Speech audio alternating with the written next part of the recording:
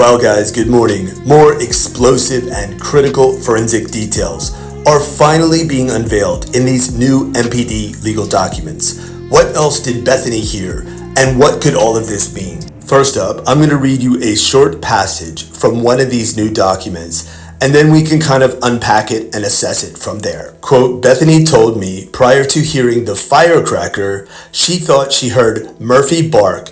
She also heard what she thought was the beer pong table moving and cups falling. The beer pong table was located in the living room, which is above Bethany's bedroom. Bethany stated she was not sure what the sequence of events were for sure, but she knows she heard Murphy bark, the beer pong table, and then the firecracker before she called Dylan to see if she had heard the same thing. So there's obviously a lot to unpack here. And what does all this mean forensically? Let's break it down brick by brick. First up, the beer pong table. Let's review some imagery that was released just following the homicides, where you can clearly see red cups sitting on what appears to be a tall, white, rectangular shaped table. Now, pulling back a bit and examining an interior floor plan, it appears that the beer pong table was just at the top of the stairway that leads from the second floor down to the first floor. If you also recall, ISP Forensics was seen spending a lot of time in the living room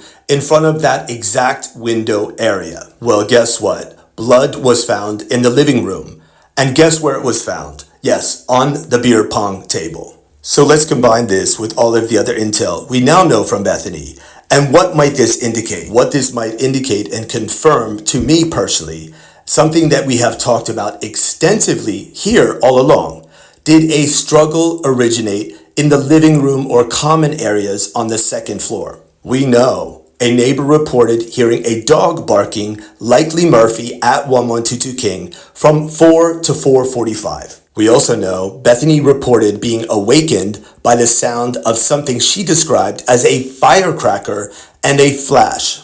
And now we have this explosive intel regarding the beer pong table, which clearly indicates to me there was some type of struggle going on directly above Bethany in the living room. So this begs the question, what else did Bethany see and hear? And what else might we learn when and if Bethany's affidavits are unsealed? And as more critical forensic details unfold, is it becoming more and more apparent not only that there was likely a struggle on the second floor in the common areas, but also were there multiple assailants and multiple weapons? Talk to me.